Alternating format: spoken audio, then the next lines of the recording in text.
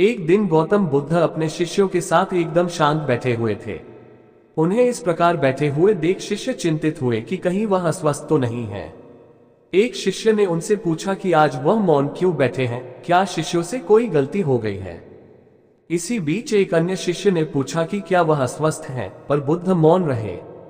तभी कुछ दूर खड़ा व्यक्ति जोर से चिल्लाया, आज मुझे सभा में बैठने की अनुमति क्यों नहीं दी गई है।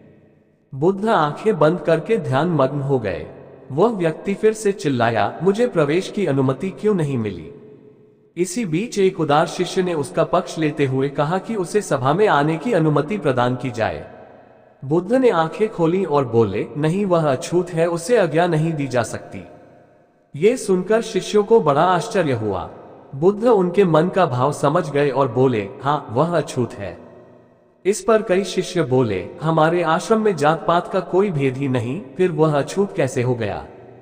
तब बुद्ध ने समझाया, आज वह क्रोधित होकर आया है। क्रोध से जीवन की एकाग्रता भंग होती है। क्रोधी व्यक्ति प्रायः मानसिक हिंसा कर बैठता है, इसलिए जब तक वह क्रोध में रहता है तब तक अछूत होता है। इसलिए उसे कुछ समय एकांत में खड़े रहना चाहिए।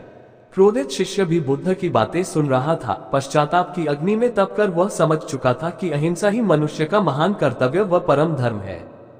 वह बुद्ध के चरणों में गिर पड़ा और कभी क्रोध न करने का प्रण लिया।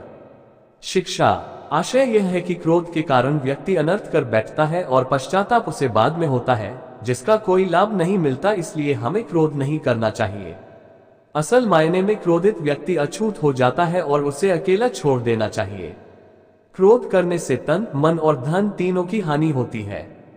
क्रोध से ज्यादा हानिकारक कोई और वस्तु नहीं है।